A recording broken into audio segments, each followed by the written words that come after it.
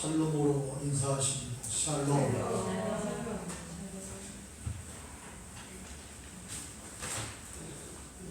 오늘은 다같이 봉독한 에스겔서 36장 33절로 38절에 있는 말씀 가지고 그래도 기도하라는 제목으로 말씀을 드릴 때에 여러분이 심령 가운데 어떠한 경우를 만나든지 기도하고 싶은 그런 소욕이 불떡 일어나서 기도의 재단을 쌓는 여러분 되시기를 주의로 축원합니다.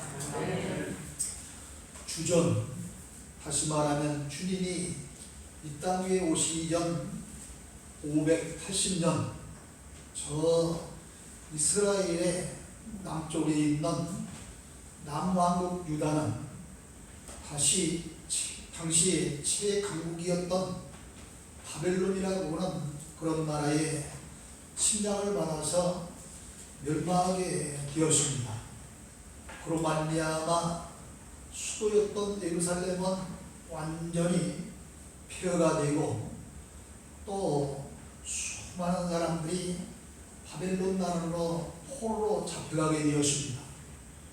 남유다가 침략국 바벨론의 지배에서 벗어나서 독립한다는 것은 꿈에도 상상할 수 없는 그런 이야기였습니다.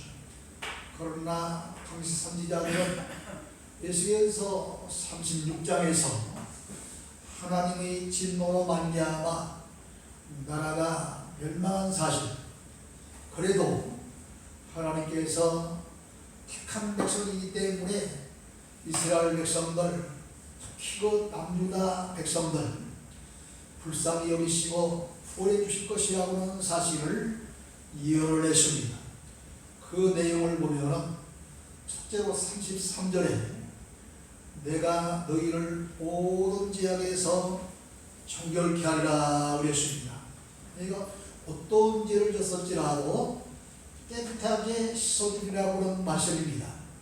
두 번째로 35절에 보면 황폐한 땅을 에덴 동산처럼 만들어주리라고 하는 약속이 있습니다. 에덴 동산이 어떤 동산입니까?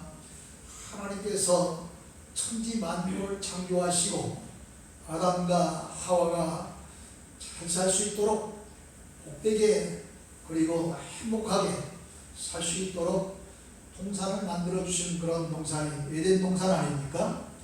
네 강물이 흐르고 생명나무가 있고 또 선악을 알게 하는 나무가 있고 각종 그런 실과나무가 있고 산천초목이 아름답게 이렇게 자라고 있는 그런 그 동산이 바로 에덴 동산이었습니다. 이처럼 바벨론의 침략을 받아서 폐허가 된 그런 남유다를 이 에덴 동산과 같이 다시 한번 만들어주려고 하는 그런 약속입니다.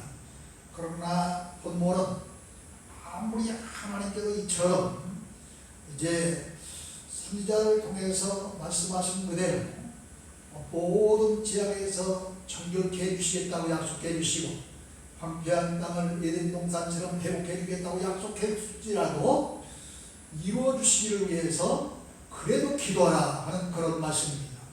그렇다면 그래도 기도하라고 하는 말씀은 구체적으로 무슨 말씀일까요? 내가 너희를 회복시키고 구원하기로 뜻을 정하였다고 할지라도 너희는 내게 이루어달라고 기도해야 한다는 것입니다. 다시 말하면 하나님의 뜻과 계획이 이미 확정되어 있다 할지라도 기도할 책임이 바로 여러분과 제게 있다는 거예요. 우리 모두에게 있다는 것입니다. 바벨론에 포로로 잡혀갔던 많은 사람들과 예루살렘에 남아있던 그런 사람들이 이 약속을 믿고 바벨론 포로 생활이 무려 70년이니까 70년 동안 기도한다는 것은 결코 쉬운 일이 아니었습니다. 우리는 70년은 고사하고 70일 아니 7일 동안도 기도하지 못하는 것이 다반사입니다. 성경에는 기도하면 이루어주시리라고는 수많은 하나님의 약속의 말씀이 있지만 확신이 없이 반신반의하면서 기도하는가 하면은 몇 시간 혹은 며칠 기도하다가 중도에 그치는 경우가 얼마나 많습니까? 그 이유는 여러 가지입니다. 어떤 사람은 몸이 피곤해서 더 이상 기도하지 못하겠다는 것입니다. 어떤 사람은 이제 기도할 시간이 없다는 겁니다. 돈 벌 시간이 있고 놀 시간이 있고 멀리 여행 갈 시간은 있어도 기도할 시간이 없다는 거예요. 또 어떤 사람은 이제 아무리 기도해도 응답도 없고 아무 소용이 없다. 여러 가지 이런 핑계가 많습니다. 그러나 성경은 그래도 기도하라고 명령을 하십니다. 여러분, 감리교회 창시자였고 다음 주일날이 종교개혁 주일인데 이 종교개혁의 그런 주도자였던 요한 웨슬레라고 하는 그런 유명한 신학자이고 목회자가 있었습니다. 그 요한 웨슬레의 어머니 수잔나 여사는 스라에 그런 자녀를 두었는데 얼마나 많은 자녀를 두었느냐 하면 19명의 자녀를 두었습니다. 엄청난 자녀잖아요. 아마 우리나라는 옛날부터 따져도 19명 자녀 둔 자녀가 그렇게 흔치 않을 것 같아요. 이런 19명에 대한 많은 자녀를 두었습니다. 근데 이런 거 아이들을 키우면서 얼마나 자녀가 많으니 그 옛날 고생이 많았겠어요. 그러니까 이 자녀를 키우면서 요한 웨슬레의 어머니 수잔나 여사는 하나님 앞에 바쁜 와중에도 매일 1시간씩 간절히 자녀들이 앞날을 위해서, 가정의 행복을 위해서, 나아가 교회를 위해서, 나라와 민족을 위해서 기도했습니다. 그런데요, 이 넉넉지 않은 그런 살림살이에 기도할 만한 그런 장소가 없는 거예요. 그러다 보니까 기도할 시간만 되면 여자들도 앞치마 있잖아요. 앞치마를 탁 둘러쓰고서 그 속에서 중얼중얼 기도합니다. 이걸 19명의 아이들이 쭉 바라보면서 엄마가 이 앞치마를 둘러쓰면 기도할 시간인가 보나 해서 떠들다가도 조용히 하고 장난치다가도 다 그쳤대요. 아주 습관화가 된 겁니다. 오늘 이처럼 우리가 하나님 앞에 부르짖어 기도하는 것도 습관화가 되어야 돼요. 그런데요, 코로나19 때문에 아주 솔직한 심정으로 고백하지만 저는 기도가 잘 맞았어요. 그래서 오늘 아침에 교회에 나와서 하나님, 오늘 11시 설교에 그래도 기도하라는 제목으로 설교를 해야 될 텐데 양심의 가책이 옵니다. 아니, 사랑하는 믿음의 귀한 성도들을 모사하고 저도 그래도 기도하지 못하고 기도를 하려니 하는 양심의 가책이 오네요.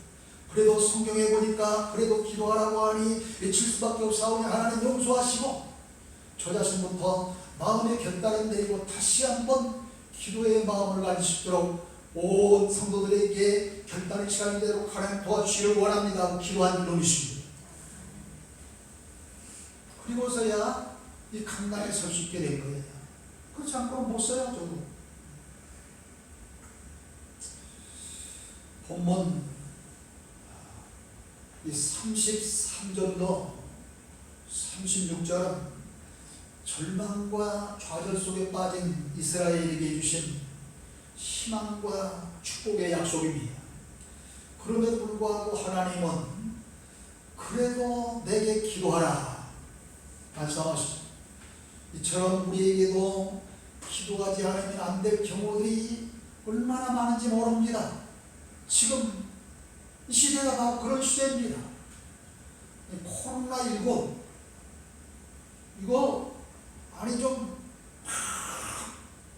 전염자들이 100명대가 넘어서 이거 큰일 났다 싶다가 다시 줄더니 또다시 또 올라오고 이러잖아요 지금.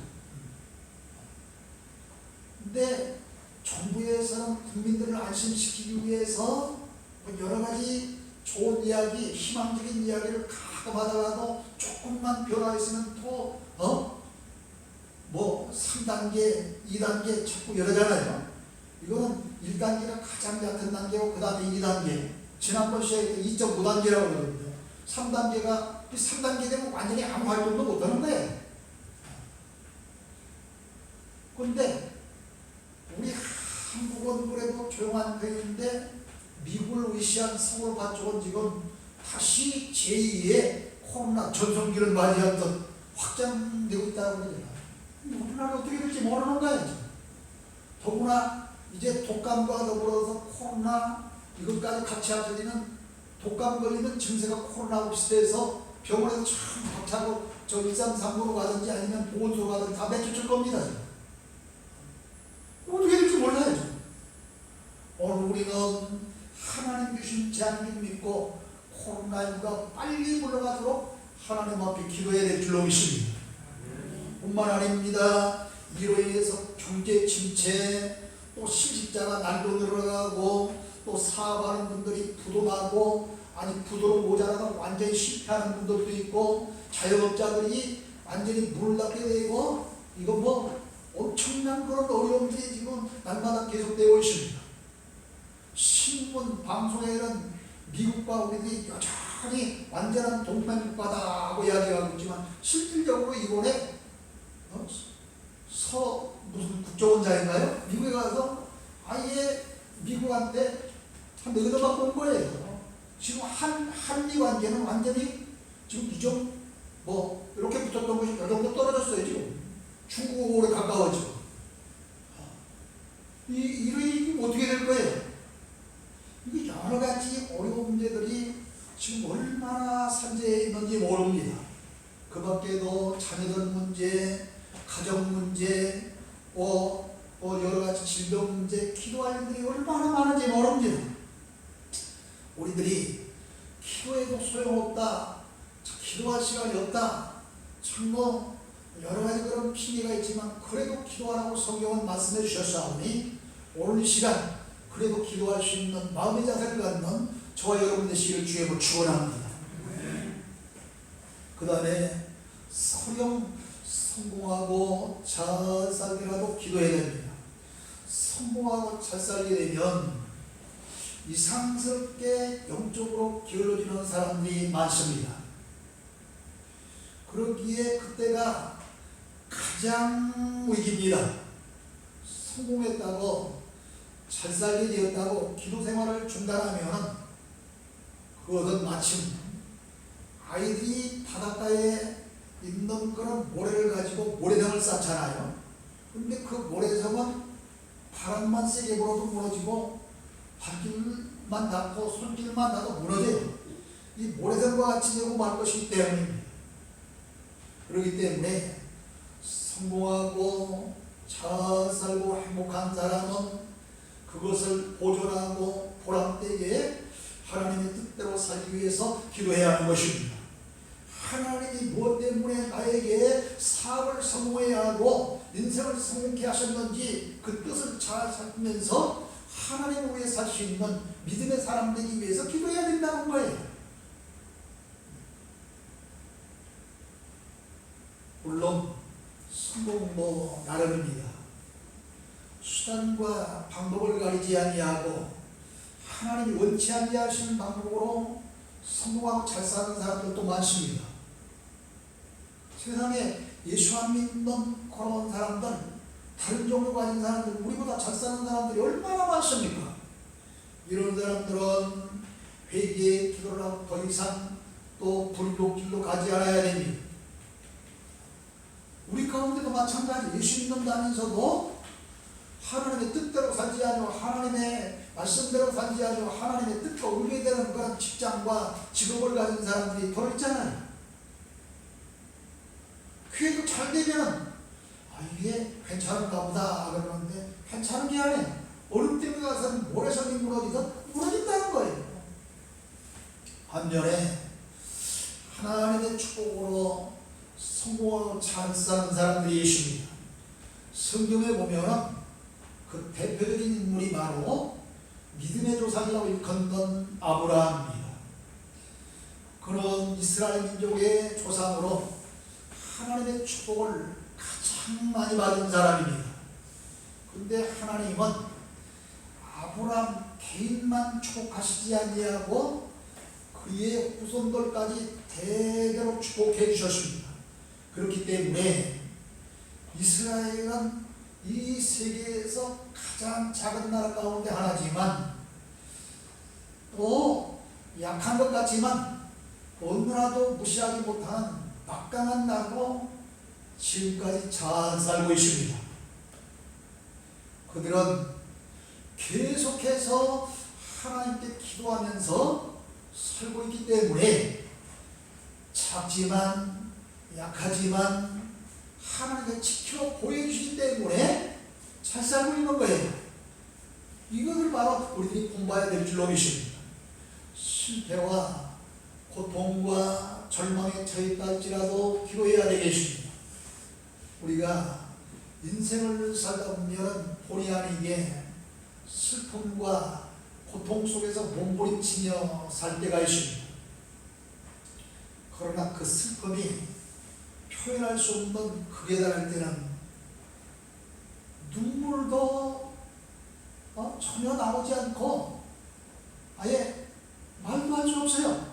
너무 크게 처하면 고통도 웬만한 경우라야 한숨도 짓고 녹두리도 떨게 내지 이 도가 지나치면 어떤 것도 생각할 수가 없습니다. 그래도 우리에게 해야 할 것이 있으니 바로 그래도 기도하라는 것이죠. 고통보다 더 무서운 것은 그 고통 때문에 예수 믿으면서 기도하지 않고 절망하고 있는 것입니다. 수많은 사람들이 불치의 질병 앞에서 이제 하나님의 뜻대로 살겠사오니 불쌍히 해주시고 고쳐주시옵소서 간절히 기도할 때에 고침받았습니다. 말로 다 할 수 없는 고난과 역경 중에 있던 사람들도 기도할 때 그 고난이 물러가고 역경이 물러갔습니다. 여러분 사도행전 27장에 보면 사도 바울을 비롯한 276명이나 되는 많은 제수들이 이제 저 이탈리아에 가서 재판을 받기 위해서, 왜냐하면 당시 이탈리아의 속국이었기 때문에 이스라엘이 배를 타고서 항해를 하다가 유라굴로라고 하는 광포를 만나잖아요. 그래서 가지고 가는 모든 그런 화물을 바다에 다 던져내고 사람들이 별수한 방법을 다 동원해도 갑자기 몰아닥친 거나 유라굴로라는 광포를 이겨내지 못하고 276명은 사경직전에 놓이게 됩니다. 그러나 그런 위기 상황 속에서도 사도 바울은 기도의 안단을 다 하나님 앞에 조준하고 두 손을 번쩍 들고 하나님 앞에 간절히 기도합니다. 그때 하나님은 안심하라, 너가 살아야 돼서 이 다른 사람도 살리라 하면서 기도에 응답을 주십니다. 왜 그렇습니까? 다른 사람은 실질적으로 이 276명 가운데 바울을 제한 다른 사람은 실질적인 그런 죄인이지만 바울은 예수 그리스도를 증거하다가 괘씸죄에 걸려가지고 본의 아닌 그런 죄인 아닌 죄인이잖아요. 그렇기 때문에 하나님 편에서 살아야 될 사람은 바울인 거예요. 바울을 살리려면 다른 사람도 다 살아야 되기 때문에 바울 한 사람 때문에, 기도의 사람 바울 한 사람 때문에 같이 있었던 제수들이 모두 다 구원받고 살아나게 된 줄로 믿으시길 주님을 축원합니다. 여러분의 가정도 마찬가지예요. 안 믿는 다른 사람이 있을지라도 믿는 여러분이 하나님 앞에 간절히 기도하고 하나님 앞에 간절히 간구하면 그들도 구원받고 그들도 질병에서 고침받고 역경과 이제 여러 가지 연단 가운데서도 노인받게 되는 놀라운 역사가 일어나게 될 줄로 믿습니다. 여러분, 이스라엘의 유명한 그런 왕, 그리고 본받을 만한 왕하면 첫 번째 다윗을 꼽습니다. 그 다음에는 누구를 꼽을 것 같아요? 솔로몬 왕 대부분 솔로몬 왕을 뽑는데 솔로몬 왕은 잘 나가다가 말년에 수많은 그런 왕후가 아니죠. 후궁들이지, 후궁들. 그런 후궁들을 노리며 하나님의 뜻을 저발에다가 버림받습니다. 실질적으로 다윗왕 복음과 있는 그런 왕차림이 시기야 왕입니다. 그런데 이 시기야 왕도 열왕기하 20장 1절로 7절에 보면 죽을 수밖에 없는 그런 질병에 걸리게 됩니다. 실질적으로 죽을 수밖에 없는 그런 질병에 걸리자 당시 이사야 선지자가 시기야 왕에게 하나님의 주신 그런 그 말씀을 가지고 뭐라고 이야기하냐면 여호와의 말씀이 너는 집을 정비하라 네가 죽고 살지 못하리라 하셨나이다 하고 하나님이 말씀해 주신 그런 내용을 가지고 이사야에 가서 예언을 합니다. 죽음의 선고를 한 거예요. 그런데도 불구하고 이 시기야는 결코 절망하지 아니하고 눈물을 흘려 통곡하며 벽을 향하여 하나님 앞에 간절히 무릎을 꿇고 기도합니다. 그럴 때에 하나님께서 시기야에게 네가 네 두문에서 흘리는 눈물을 보았노라 하면서 15년의 생명을 연장시켜 주셨습니다. 그것으로 끝나지 아니하고 당시 아수르 왕이 신대대로 이 작은 그런 이스라엘을 침공해서 못 살게 보는데 이 아수르 왕의 손에서 이 예루살렘 성을 구원해 주시고 보호해 주시는 것까지 아울러 말하십니다. 여러분, 기도의 왕이요 또 수많은 연단에 그런 연단을 많이 받은 사람 중에 하나가 여러분 구약시대의 다니엘입니다. 다니엘이 큰 그런 연단 위에 이제 다리오왕 시대에 이국나라 그 총리가 되는데요. 다니엘서 6장 1절 23절에 보면은 다리오왕 때 총리 셋을 두었어요. 총리 셋을 두고 통치를 하는데 그 총리 셋 가운데에 머리가 총명하고 지혜롭고 아주 왕을 잘 협력해서 나라를 통치하는데 공을 세운 사람이 누구냐면 다니엘입니다. 그러니까 옆에 있던 두 사람의 배가 안 아프던 배가 살살 아프기 시작한 거예요. 그래서 이 다니엘을 모함해서 결국은 다니엘을 제외한 그런 두 총리들과 다른 그런 고관들의 시기로 말미암아 원치 아니하게 사장 속에 들어가서 죽을 수밖에 없는 운명에 처하게 됩니다.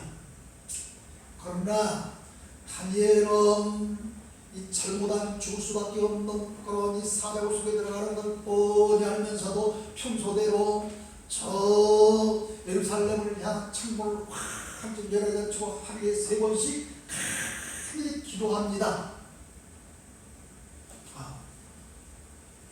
그런데 기도하는 만남 어찌됐든지 간에 이제 어명이 가려져서 사장 속에 들어간 거예요. 그런데 이게 웬일입니까?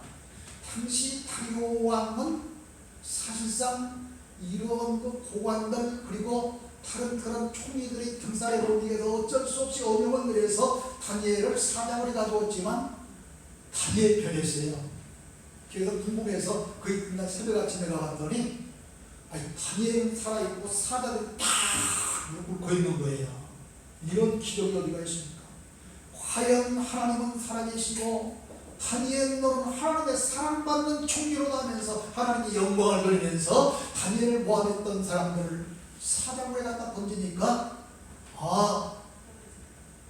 이 사자들이 벌떡 일어나서 이 다니엘을 모함했던 사람들을 다 잡아 움켜 삼켜버립니다.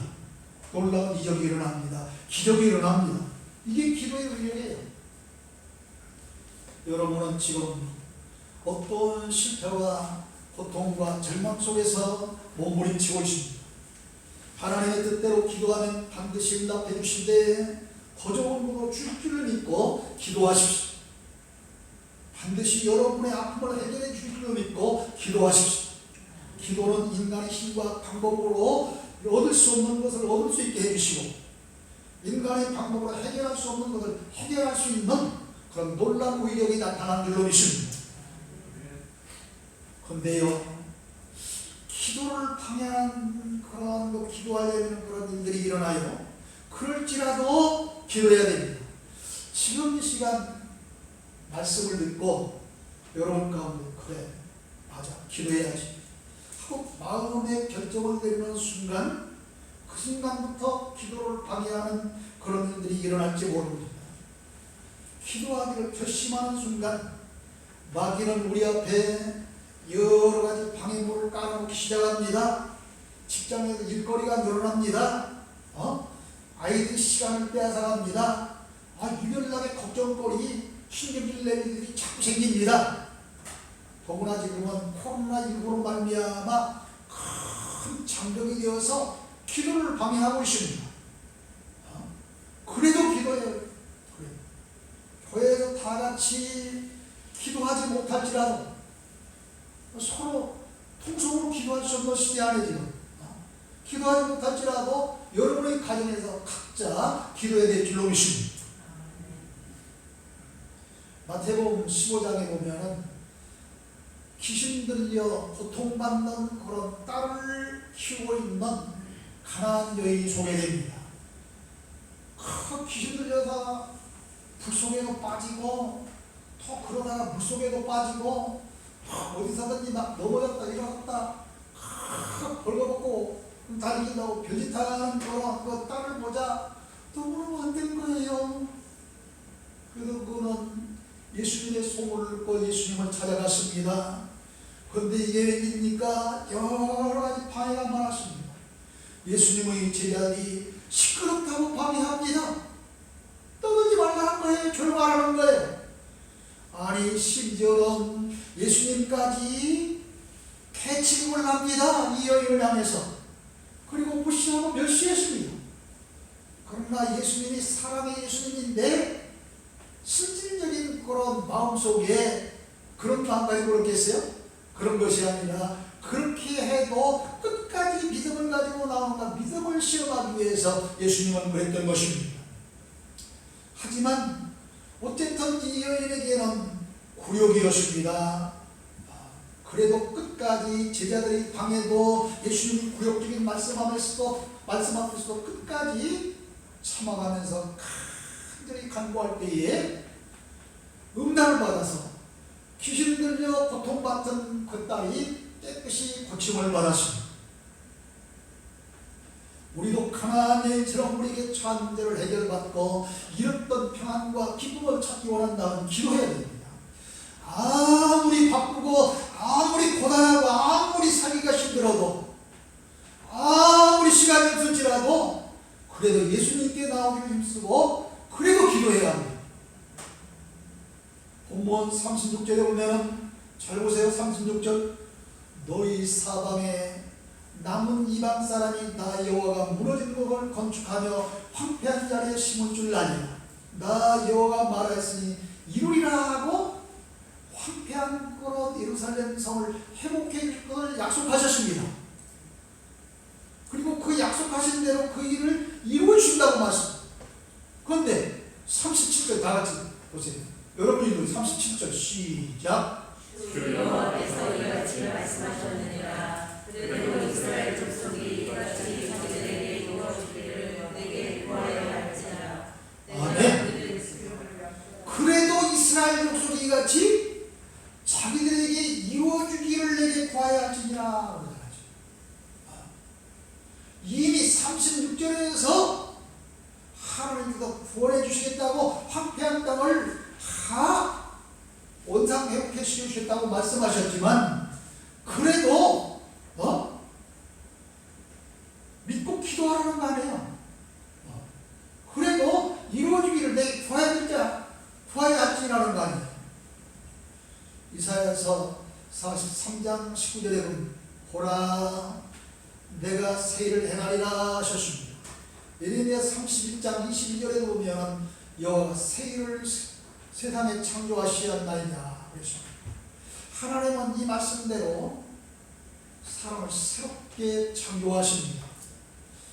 가정을 새롭게 창조하십니다.